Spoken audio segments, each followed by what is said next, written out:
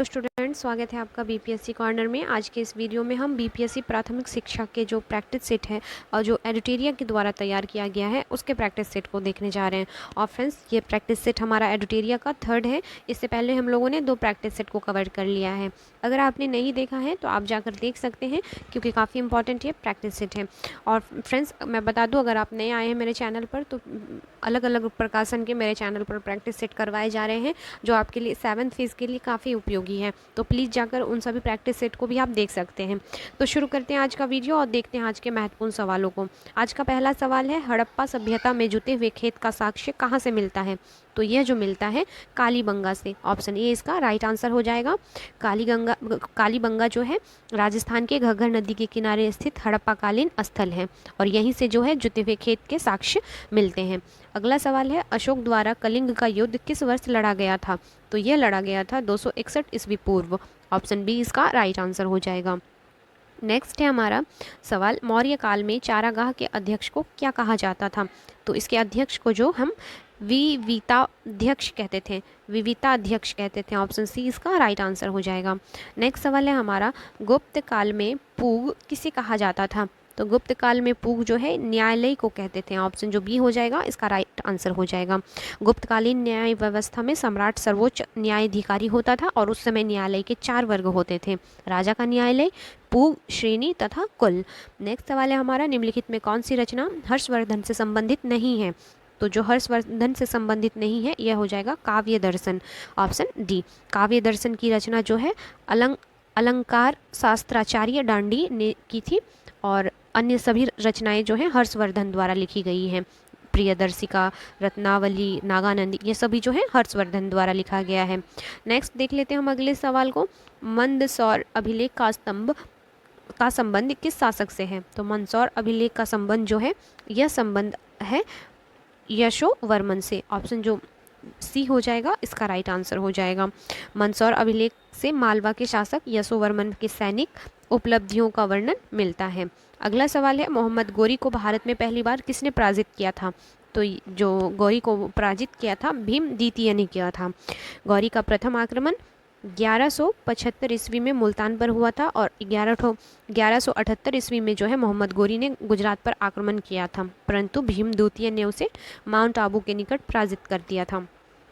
अगला सवाल है हमारा, दिल्ली सल्तनत में विद्रोहियों के प्रति दुर्बल नीति किस शासक ने अपनाई थी?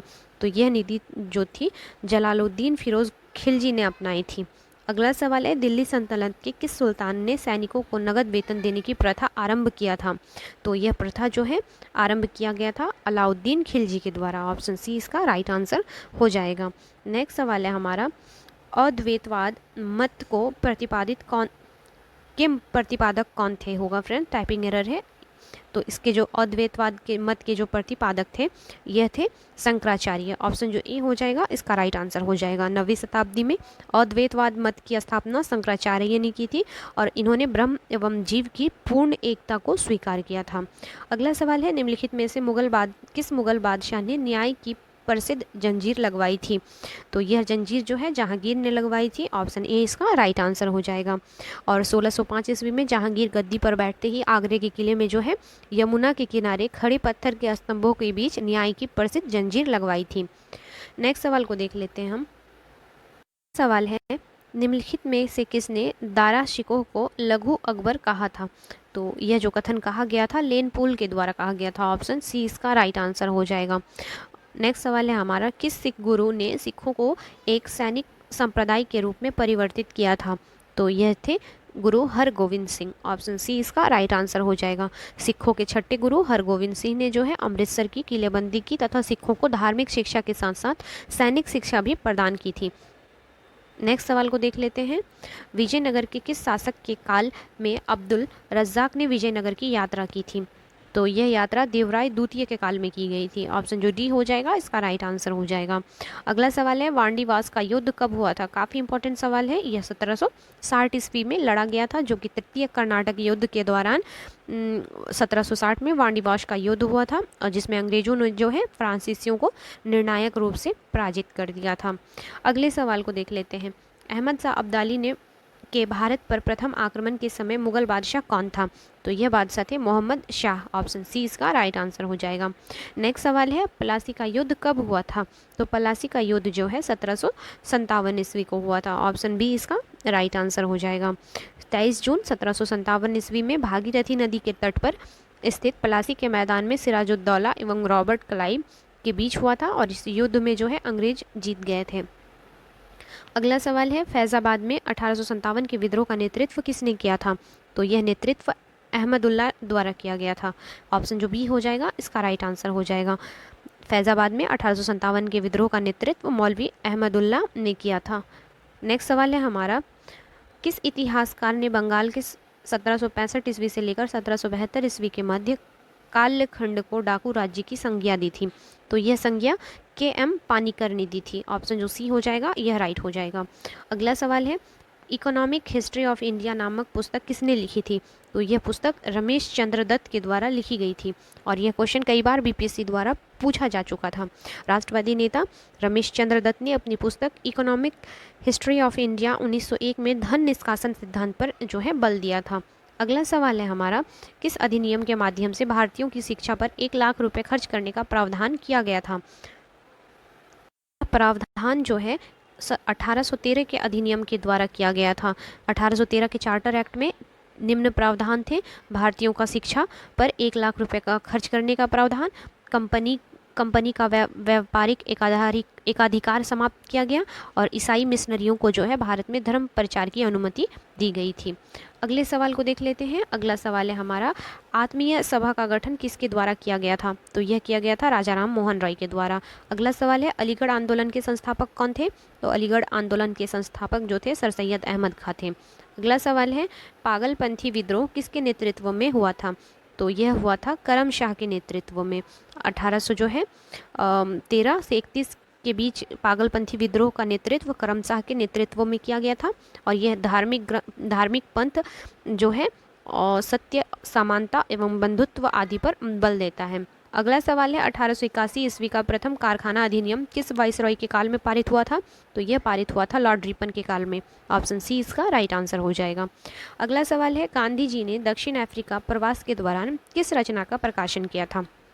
तो इन्होंने जो है इंडियन ओपिनियन नामक जो है इंडियन नामक पत्र का प्रकाशन किया था दक्षिण अफ्रीका में। अगला सवाल है, किस गवर्नर जनरल द्वारा सर्वप्रथम प्रेस पर सेंसरशिप लागू किया गया था? तो यह सेंसरशिप लागू की गई थी लॉर्ड वेलेस्ली के द्वारा। सर्वप्रथम प्रेस पर सेंसरशिप लागू करने वाले लॉर्ड वेलेस्ली ने 1799 ईस्वी में जो है समाचार पत्रों पर पर्यवेक्षण अधिनियम पारित किया था। अगला सवाल है, मुजफ्फरपुर में किंग्सफोर्ड की हत्या का प्रयास कब किया गया था? तो यह जो प्रयास है 1908 में किया गया था और यह जो प्रयास है खुदीराम बोस और प्रफुल्ल चाकी ने किया था, ये भी याद रखिएगा। अगला सवाल है, निम्नलिखित में किसने दिल्ली में स्वदेशी आंदोलन का नेतृत्व किया था? तो स्वदेशी आंदोलन का नेतृत्व दिल्ली में जो है यह किया गया था सैयद हैदर रजा के द्वारा। अगले सवाल को देख लेते हैं, किस उदारवादी नेता को द ग्रैंड ओल्ड मैन के नाम से जाना जाता है? तो यह है दादा भाई नौरोजी। नेक्स्ट है, निम्नलिखित में कौन सी घटना सबसे बाद में घटित हुई थी? तो जब आप ऑप्शंस को देखेंगे तो सबसे बाद में घटित होने वाली घटना जो है स्वराज पार्टी का गठन, जो कि 1923 ईस्वी में हुआ था। वहीं चंपारण सत्याग्रह 1917 में, असहयोग आंदोलन 1920 में और वहीं खेड़ा आंदोलन जो है यह 1918 ईस्वी में। तो काल याद रखिएगा, ये समय काफ़ी इंपॉर्टेंट है। अगले सवाल को देख लेते हैं, जालियांवाला बाग हत्याकांड के विरोध में निम्न में से किसने अपनी सर की उपाधि को त्याग दिया था? तो सर की उपाधि को जो त्याग कर दिए थे यह थे रविंद्रनाथ टैगोर। Option D. हमारा अगला सवाल है, महात्मा गांधी द्वारा चलाया गया प्रथम जन आंदोलन कौन था? तो यह हो जाएगा ऑप्शन बी, असहयोग आंदोलन।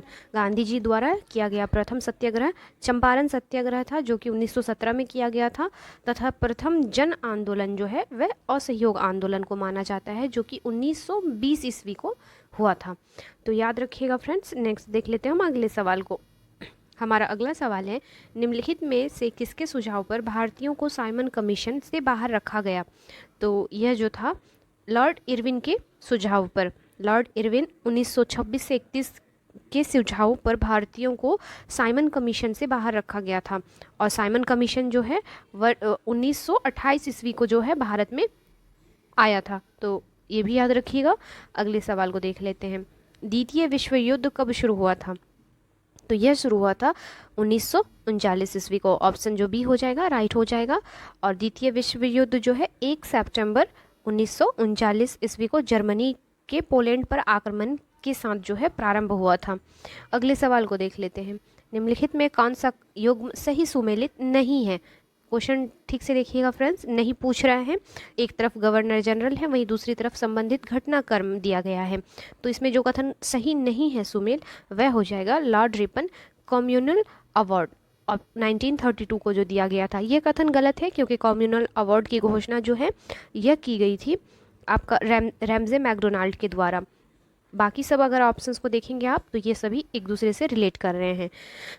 नेक्स्ट देख लेते हैं अगले सवाल को। हमारा अगला सवाल है, झंडा गीत निम्नलिखित में से किसके द्वारा लिखा गया था? तो झंडा गीत जो है यह लिखा गया था श्यामलाल प्रसाद के द्वारा। ऑप्शन जो बी है इसका राइट आंसर हो जाएगा। विश्व तिरंगा प्यारा की रचना श्यामलाल प्रसाद ने की थी। अगला सवाल है, निम्नलिखित में कौन सी कोविड-19 वैक्सीन डीएनए आधारित वैक्सीन है? तो यह जो वैक्सीन हो जाएगी ऑप्शन ए हो जाएगा इसका राइट आंसर। जाइकोव डी जो है डीएनए आधारित वैक्सीन है और इस वैक्सीन को जो है जाइडस कैडिला द्वारा निर्मित किया गया है। यह भी याद रखिएगा क्योंकि बीपीएससी जो है एक बार पूछ चुकी है इसी टाइप के क्वेश्चंस, तो आप ध्यान में रखिएगा फ्रेंड्स। नेक्स्ट देख लेते हैं हम अगले सवाल को। कौन सा संगठन ऑपरेशन ग्रीन को कार्यान्वित करता है?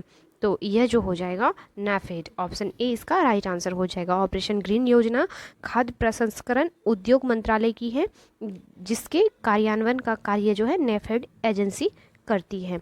अगले सवाल को देख लेते हैं हम। आर्थिक सर्वेक्षण किसके द्वारा प्रकाशित होता है? तो यह जो होता है वित्त मंत्रालय के द्वारा पेश किया जाता है। अगला सवाल है हमारा, सर्व शिक्षा अभियान का उद्देश्य किस आयु के बच्चों में शिक्षा को प्रोत्साहित करना है?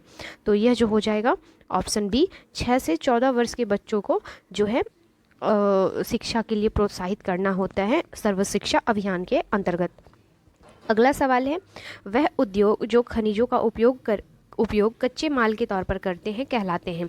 तो ऐसे उद्योग को हम खनिज आधारित उद्योग यानी ऑप्शन डी जो हो जाएगा इसका राइट आंसर हो जाएगा। विनिर्माण उद्योग में जो खनिज कच्चे माल के रूप में उपयोग होते हैं खनिज आधारित उद्योग जो है कहलाते हैं। अगले सवाल को देख लेते हैं। अगला सवाल है हमारा, निम्नलिखित कंद फसलों में से किसे गरीब का मित्र कहा जाता है? तो गरीब का मित्र कहा जाता है आलू को। ऑप्शन जो बी हो जाएगा इसका राइट आंसर हो जाएगा। नेक्स्ट सवाल है हमारा, अगला सवाल है हमारा, भारतीय मौसम विज्ञान संस्थान कहाँ स्थित है? तो यह स्थित हो जाएगा नई दिल्ली में। ऑप्शन ए जो हो जाएगा इसका राइट आंसर हो जाएगा। नेक्स्ट सवाल है, दक्षिण एशियाई क्षेत्रीय सहयोग संघ जिसे सार्क कहा जाता है की स्थापना कब हुआ था? तो सार्क की जो स्थापना है यह हुआ था 1985 को। तो ऑप्शन सी जो हो जाएगा इसका राइट आंसर हो जाएगा। वही सार्क जो होता है, सॉरी फ्रेंड्स आवाज़ में कुछ दिक्कत है, सॉरी फ्रेंड्स बीच में रोकना पड़ा। आवाज़ तबीयत थोड़ा ख़राब होने की वजह से आवाज़ जो है थोड़ा सा आपको दिक्कत दे सकता है, बट कोई नहीं, आप क्वेश्चन पे ध्यान देते हैं। तो सार्क का स्थापना जो है 1985 को किया गया था। वहीं सार्क जो है इसका मुख्यालय काठमांडू में है। और इसके सदस्य देशों की बात कर लेते हैं जो काफ़ी इंपॉर्टेंट है। तो इसके सदस्य देशों में हो जाएगा भारत, पाकिस्तान, बांग्लादेश, नेपाल, भूटान, श्रीलंका, मालदीव एवं अफगानिस्तान। अगले सवाल को देख लेते हैं। अगला सवाल है हमारा, निम्न में कौन सा सही सुमेलित नहीं है? तो जो सही सुमेलित नहीं है ऑप्शन जो डी है यह सही सुमेलित नहीं है। मैगिनॉट रेखा फ्रांस और स्पेन के साथ सीमा है इसका, यह कथन गलत है क्योंकि मैगिनॉट रेखा जो है यह जर्मनी और फ्रांस का है। याद रखिएगा जर्मनी और फ्रांस का है। अगले सवाल को देख लेते हैं। इंदिरा गांधी परमाणु अनुसंधान केंद्र कहाँ स्थित है? तो यह अवस्थित है तमिलनाडु में। ऑप्शन जो सी है इसका राइट आंसर हो जाएगा। वहीं अगर इसकी स्थापना की बात करें तो इसकी स्थापना 1971 में स्थापित की गई थी। नेक्स्ट सवाल को देख लेते हैं। अंडमान और निकोबार द्वीप समूह के कितने द्वीपों का नाम परमवीर चक्र विजेताओं के नाम पर रखा गया है? तो कुल 21 द्वीपों का नाम जो है 23 जनवरी 2023 को नेताजी सुभाष चंद्र बोस की जयंती के अवसर पर जो है प्रधानमंत्री नरेंद्र मोदी द्वारा भारत में सबसे बड़े सैन्य अलंकरण परमवीर चक्र प्राप्त 21 विजेताओं के नाम पर अंडमान निकोबार द्वीप समूह के 21 बड़े अज्ञात द्वीपों का जो है नामकरण किए हैं। तो याद रखिएगा। नेक्स्ट देख लेते हैं हम अगले सवाल को। दुनिया की पहली तरल हाइड्रोजन संचालित नौका का क्या नाम है? तो इस नौका का नाम हो जाएगा MF हाइड्रा। ऑप्शन जो ए हो जाएगा इसका राइट आंसर हो जाएगा। अगला सवाल है, भारतीय अंतरिक्ष अनुसंधान संगठन इसरो ने अपने 12 वर्ष पुराने उपग्रह मेगा ट्रॉपिक्स को किस महासागर में गिराया? तो यह हो जाएगा प्रशांत महासागर में। ऑप्शन ए इसका राइट आंसर हो जाएगा। अगला सवाल है, सितविनी राबुका किस देश के नए प्रधानमंत्री बने हैं? तो सितविनी राबुका जो हैं यह बन गए हैं फिजी के नए प्रधानमंत्री। ऑप्शन सी इसका राइट आंसर हो जाएगा। अगला सवाल है, ऑस्ट्रेलियन ओपन 2023 के विजेता कौन है? तो ऑस्ट्रेलियन ओपन के जो विजेता हैं यह बन गए हैं नोवाक जोकोविच। ऑप्शन सी इसका राइट आंसर हो जाएगा। नेक्स्ट सवाल है, हाल ही में किस भारतीय संस्थान ने कृत्रिम हृदय तैयार करने में सफलता हासिल की है? तो यह जो हो जाएगा IIT कानपुर ने यह जो है उपलब्धि हासिल की है। तो ऑप्शन डी इसका राइट आंसर हो जाएगा। अगला सवाल है, किस वर्ष तक भारत ऊर्जा स्वतंत्रता प्राप्त करने का लक्ष्य निर्धारित किया है?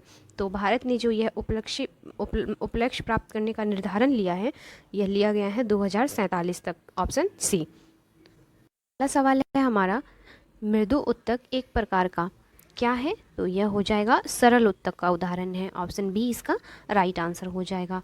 समान या असमान रचना पर समान उत्पत्ति तथा सामान्य कार्य करने वाली कोशिकाओं के समूह को हम उत्तक कहते हैं। यह भी याद रखिएगा। अगला सवाल है हमारा, निम्न कथनों पर विचार करें। कवक में क्लोरोफिल का अभाव होता है। मशरूम ब्रायोफाइट के अंतर्गत आता है। शैवाल संवहनीय पौधा है।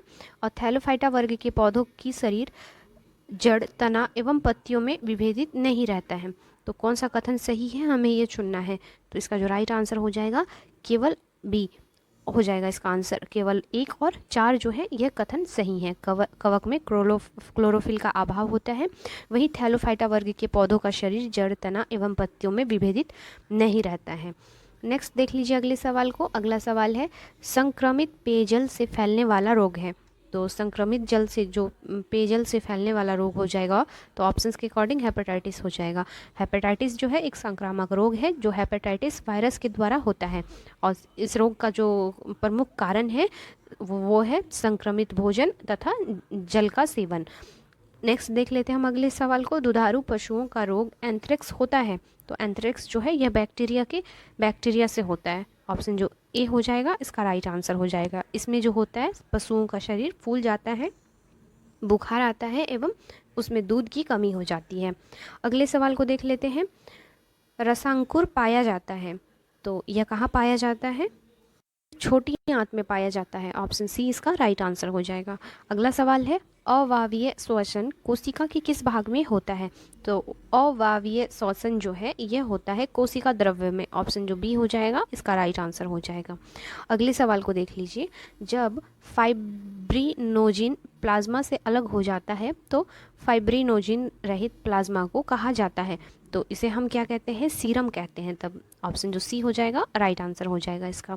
नेक्स्ट सवाल को देख लीजिए। एस्ट्रोजन स्रावित होता है। तो एस्ट्रोजन जो है यह स्रावित होता है अंडाशय द्वारा। ऑप्शन जो बी हो जाएगा यह राइट आंसर हो जाएगा। अंडाशय से एस्ट्रोजन व प्रोजेस्टेरोन हार्मोन स्रावित होते हैं और इसे जो है मादा हार्मोन के नाम से हम जानते हैं।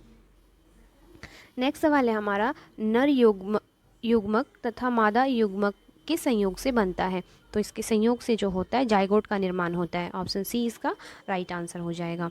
नेक्स्ट सवाल है हमारा, मूल भौतिक राशियों की संख्या है। काफ़ी इंपॉर्टेंट क्वेश्चन है फ्रेंड्स। कई बार खास करके देख लीजिए आप 67वीं में ही पूछा गया है शायद। तो मूल भौतिक राशियों की कुल संख्या अगर पूछे तो इसका राइट आंसर हो जाएगा 7 राशियाँ हैं कुल। नेक्स्ट सवाल है हमारा, निम्न में कौन सा कथन असत्य है? तो कौन सा कथन असत्य हो जाएगा? तो उपयुक्त जो सभी कथन हैं असत्य हैं। ऑप्शन डी इसका राइट आंसर हो जाएगा। अगला सवाल है हमारा, यदि किसी वस्तु में बल लगाने से उसमें कोई त्वरण उत्पन्न नहीं होता है तो वह बल कहलाता है। तो इसे हम कहते हैं संतुलित बल। अगला सवाल है हमारा, यदि कोई वस्तु किसी द्रव्य में डूब जाती है तो निम्न में कौन सा कथन सत्य होगा? तो यह जो हो जाएगा, वस्तु का भार उत्प्लावकता बल से अधिक होगा, यह जो कथन होगा सत्य हो जाएगा। और यह जो है आर्किमिडीज सिद्धांत के अनुसार है, यदि किसी वस्तु का भार उत्प्लावक बल से अधिक होता है तो वस्तु द्रव में डूब जाएगा। नेक्स्ट सवाल है हमारा, पूर्ण आंतरिक परावर्तन की घटना तब संभव होती है जब प्रकाश जाता है। तो यह जो होता है सघन से विरल माध्यम में जाता है, तब जो है पूर्ण आंतरिक परावर्तन की घटना जो है संभावित होती है। अगला सवाल है, श्वेत प्रकाश जब एक प्रिज्म से होकर गुजरती है तो वर्ण या रंग सबसे कम विचलित होता है, वह कौन है? तो किस रंग का जो कौन सा ऐसा रंग है जो प्रिज्म से गुजरने पर सबसे कम विचलित होती है, जिसका बिखराव कम होता है? तो यह रंग हो जाएगा लाल, ऑप्शन ए। नेक्स्ट देख लेते हैं हम अगले सवाल को। अगला सवाल है, चालक की लंबाई बढ़ाने पर प्रतिरोध में क्या प्रभाव पड़ेगा? तो यह जो हो जाएगा बढ़ेगा, ऑप्शन ए इसका राइट आंसर हो जाएगा। नेक्स्ट सवाल है, बॉयल्स तथा चार्ल्स के नियम को सम्मिलित रूप से क्या कहते हैं? तो इसे हम क्या कहते हैं? गैस समीकरण कहते हैं, ऑप्शन जो बी हो जाएगा इसका राइट आंसर हो जाएगा। नेक्स्ट सवाल को देख लीजिए, समुद्र के जल से नमक को किस विधि द्वारा निकाला जाता है? तो यह हो जाएगा वाष्पीकरण के द्वारा, ऑप्शन ए हो जाएगा इसका राइट आंसर। यह मिश्रण से ठोस विलय को पृथक करने की एक विधि है, जिसमें समुद्री जल को गर्म करने पर जलवाष्प में बदल जाता है एवं ठोस नमक जो होता है वह बच जाता है। नेक्स्ट सवाल है हमारा, एक्वारेजिया में हाइड्रोक्लोरिक अम्ल तथा नाइट्रिक अम्ल का अनुपात होता है। तो इसमें जो होता है 1:3 का रेशियो होता है, ऑप्शन ए इसका राइट आंसर हो जाएगा। नेक्स्ट सवाल को देख लीजिए, विद्युत का सुचालक अधातु है। तो विद्युत का सुचालक अधातु हो जाएगा ग्रेफाइट। नेक्स्ट सवाल है हमारा, एक द्रव्य अधातु है। तो एक द्रव्य अधातु जो हो जाएगा यह हो जाएगा आपका ऑप्शन सी ब्रोमीन। नेक्स्ट सवाल है, पिंच ब्लेड निम्न में से किस धातु का अयस्क है?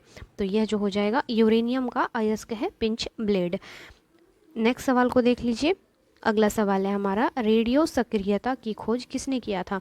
तो रेडियो सक्रियता की खोज जो है हेनरी बेकेरेल के द्वारा किया गया था, और इसके द्वारा यूरेनियम एवं यूरेनियम लवणों से उत्सर्जित विकिरण को जो है बेकेरेल किरणें कहा जाता है। नेक्स्ट सवाल को देख लेते हैं। सवाल है, भारतीय संविधान में संसद के दोनों सदनों की संयुक्त बैठक का प्रावधान किस देश के संविधान से ग्रहित किया गया है? तो यह जो लिया गया है ऑस्ट्रेलिया से लिया गया है। भारतीय संविधान में समवर्ती सूची एवं संसद के दोनों सदनों की बैठक का जो प्रावधान है यह ऑस्ट्रेलिया के संविधान से लिया गया है। अगला सवाल है, राज्यपाल को पद की शपथ किसके द्वारा दिलाई जाती है? तो यह हो जाएगा उच्च न्यायालय के मुख्य न्यायाधीश के द्वारा। अगला सवाल है हमारा, भारतीय संविधान के किस संशोधन अधिनियम द्वारा पंचायती राज व्यवस्था को संवैधानिक दर्जा दिया गया? तो काफ़ी इंपॉर्टेंट क्वेश्चन है। यह 73वें संविधान संशोधन द्वारा जो है भाग 4 में जोड़कर पंचायती राज व्यवस्था को संवैधानिक दर्जा दिया गया है। अगला सवाल है, संघ लोक सेवा आयोग की रिपोर्ट किसको प्रस्तुत करनी होती है? तो यह जो है राष्ट्रपति को प्रस्तुत करनी होती है। अगले सवाल को देख लेते हैं, निम्नलिखित में किस अधिनियम द्वारा भारत में प्रांतों को स्वायत्तता प्रदान की गई थी? तो यह जो है भारत सरकार अधिनियम 1935 के द्वारा, ऑप्शन सी इसका राइट आंसर हो जाएगा। अगला सवाल है हमारा, डैश का मतलब है कि सर्वोच्च न्यायालय मामले और उसमें शामिल कानूनी मुद्दे पर पुनर्विचार करेगा। तो यह जो हो जाएगा अपीलीय क्षेत्राधिकार के अंतर्गत, ऑप्शन जो सी हो जाएगा यह इसका राइट आंसर हो जाएगा। अगला सवाल है, भारतीय संविधान का अंतिम व्यवस्थापक है? तो यह हो जाएगा सर्वोच्च न्यायालय। संविधान के अनुच्छेद 132, 133 एवं 228 में संविधान की व्यवस्था करने का अंतिम अधिकार जो है सर्वोच्च न्यायालय को दिया गया है। अगला सवाल है, समाजवादी अर्थव्यवस्था में उत्पादन के सभी कारक किसके स्वामित्व और नियंत्रण में रहते हैं? तो यह हो जाएंगे राज्य के, ऑप्शन जो सी है इसका राइट आंसर हो जाएगा। अगला सवाल है, महालनोबिस मॉडल का संबंध किस पंचवर्षीय योजना के साथ जोड़ा गया? तो यह जो जोड़ा गया था दूसरी पंचवर्षीय योजना के तहत, जो कि 1956 से 61 के बीच का काल है। तो ये भी याद रखिएगा। नेक्स्ट सवाल को देख लेते हैं। जनगणना 2011 के अनुसार भारत में सर्वाधिक ग्रामीण जनसंख्या किस राज्य में है? काफ़ी इंपॉर्टेंट क्वेश्चन है। तो इनमें से कोई भी जो स्टेट है ऐसा नहीं है जिसमें सर्वाधिक ग्रामीण जनसंख्या सर्वाधिक है, क्योंकि इसका जो राइट आंसर हो जाएगा वह हो जाएगा हिमाचल प्रदेश, जो कुल 90% से अधिक जो है इसमें ग्रामीण जनसंख्या रहती है। तो याद रखिएगा फ्रेंड्स। हिमाचल प्रदेश इसका राइट आंसर हो जाएगा। अगले सवाल को देख लेते हैं। बिहार बजट 2023-24 के अनुसार बिहार का विकास दर कितना रहने का अनुमान है? तो यह जो हो जाएगा 15.24% रहने का अनुमान लगाया गया है। अगले सवाल को देख लेते हैं। प्रति हेक्टेयर उत्पादन की दृष्टि से सबसे अधिक चावल का उत्पादन किस राज्य में होता है? काफ़ी इंपॉर्टेंट क्वेश्चन है फ्रेंड्स ये सब। जब आप एग्जाम हॉल में बैठिएगा और अगर बीपीएससी ऐसे सवाल पूछेगी तो फिर आपसे जो हो जाएगा कि ईजिली वे में बन जाएंगे ऐसे क्वेश्चन। इसलिए मैं बोला करती हूँ कि प्रैक्टिस सेट प्लीज़ लगाया कीजिए, काफ़ी अच्छे क्वेश्चन हैं इसमें। तो इसका जो राइट आंसर हो जाएगा वो हो जाएगा ऑप्शन सी, पंजाब। प्रति हेक्टेयर उत्पादन की दृष्टि से सबसे अधिक चावल का उत्पादन पंजाब में होता है। वहीं अगर भारत में सबसे अधिक चावल का उत्पादन पूछ दे तो यह हो जाएगा पश्चिम बंगाल। अगला सवाल है हमारा, सूची 1 को सूची 2 से मिलाइए और सूचियों के नीचे दिए गए कूट की सहायता से सही उत्तर का चयन करना है। तो जिम कॉर्बेट एक तरफ जो है नेशनल पार्क वगैरह दिए गए हैं और दूसरी तरफ स्टेट दिया गया है। तो जिम कॉर्बेट जो है यह हो जाएगा इसका उत्तराखंड, बांधवगढ़ जो हो जाएगा मध्य प्रदेश हो जाएगा, दम्फा जो हो जाएगा यह मिज़ोरम में चला जाएगा और रणथंभौर जो हो जाएगा राजस्थान में हो जाएगा। देन इसका आंसर आ जाएगा फ्रेंड्स ऑप्शन सी। नेक्स्ट देख लेते हैं हम अगले सवाल को। भारत में सर्वाधिक वर्षा निम्न में से किन क्षेत्रों में होती है? तो भारत में जो सर्वाधिक वर्षा है यह हो जाएगा पश्चिमी घाट, हिमालयी क्षेत्र तथा मेघालय। ये जो ए ऑप्शन हो जाएगा इसका राइट आंसर हो जाएगा। वहीं इसकी अगर वर्षा की क्वांटिटी को देखें तो 250 सेंटीमीटर। नेक्स्ट सवाल को देख लीजिए। रिंग ऑफ फायर से अभिप्राय है? तो रिंग ऑफ फायर जो है प्रशांत महासागर में भूकंप एवं ज्वालामुखी से प्रभावित क्षेत्र को कहा जाता है। अगला सवाल है हमारा, भूमध्य रेखा कितने देशों से होकर गुजरती है? तो याद रखिएगा फ्रेंड्स, कुल 13 देशों से होकर जो है भूमध्य रेखा गुजरती है। अगले सवाल को देख लेते हैं। निम्नलिखित जलधाराओं में कौन सी ठंडी जलधारा है? तो जो राइट आंसर हो जाएगा वो हो जाएगा इनमें से सभी जो हो जाएगा ठंडी जलधारा है। फॉकलैंड जलधारा, लैब्राडोर जलधारा, बेंगवेला की जलधारा, ये सभी जो है ठंडी जलधारा का उदाहरण है। अगला सवाल है, निम्न में कौन सा देश कैस्पियन सागर से सीमा नहीं बनाता है? तो ये हो जाएगा इराक। कैस्पियन सागर पश्चिमी एशिया में यूरोप के पूर्वी छोर पर स्थित है और यह विश्व की सबसे बड़ी झील है। अगले सवाल को देख लेते हैं। नेक्स्ट सवाल है हमारा, निम्न में से किस जिला की सीमा रेखा की लंबाई पश्चिम बंगाल से सबसे कम स्पर्श करती है? तो यह जो हो जाएगा पूर्णिया, ऑप्शन सी इसका राइट आंसर हो जाएगा। नेक्स्ट सवाल को देख लेते हैं। सवाल है, निम्नलिखित में किस राज्य में सर्वाधिक पाइराइट पाए जाते हैं? तो सर्वाधिक पाइराइट जो है यह बिहार में पाया जाता है। ऑप्शन ए इसका राइट आंसर हो जाएगा। नेक्स्ट सवाल को देख लेते हैं हम। 2011 की जनगणना के अनुसार बिहार में सर्वाधिक लिंगानुपात किस जिले का है? तो सर्वाधिक लिंगानुपात जो है यह गोपालगंज का है, जहाँ पे 1021 जो है इसका लिंगानुपात हो जाएगा। अगले सवाल को देख लेते हैं। अगला सवाल है, भारत का सबसे लंबा राष्ट्रीय जलमार्ग है?